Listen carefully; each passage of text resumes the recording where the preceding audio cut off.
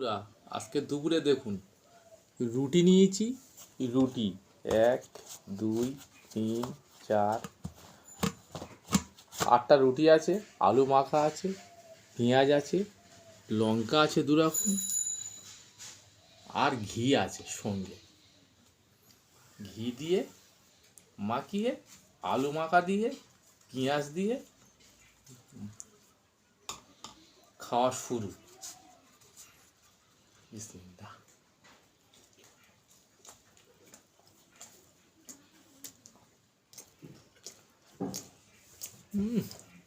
Fantastic.